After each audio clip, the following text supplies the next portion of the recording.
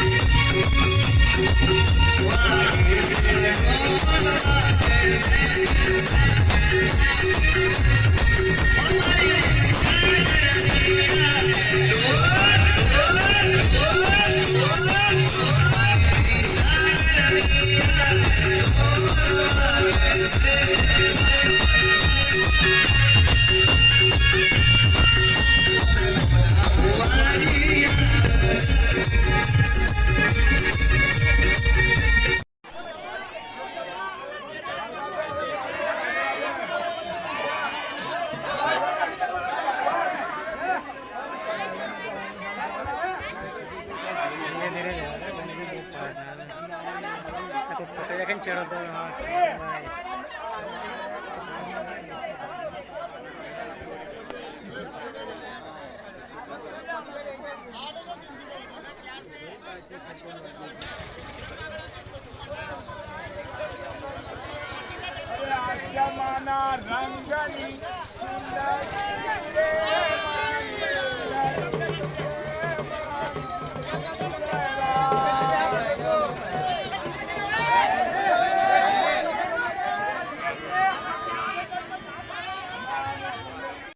મા મહીસાગરની ચૂંદડી મનોરથનો કાર્યક્રમ રાખવામાં આવેલો હતો.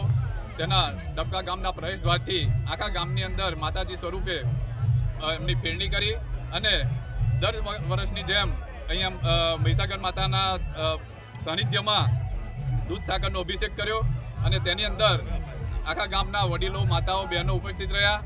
તાલુકાની અંદરથી પણ માજી ધારાસભ્યનો ભાઈ શ્રી મયુરસિંહ ઝાલા અને તમામ આગેવાનો અમારા ગામના સરપંચ શ્રી, તાલુકા પંચાયત સભ્ય શ્રી, જિલ્લા પંચાયત સભ્ય શ્રી તમામ હાજર રહી અને ઉત્સવને શુભાયો છે. તે બદલ હું સૌનો આભાર માનું છું. જય હિન્દ, જય ભારત.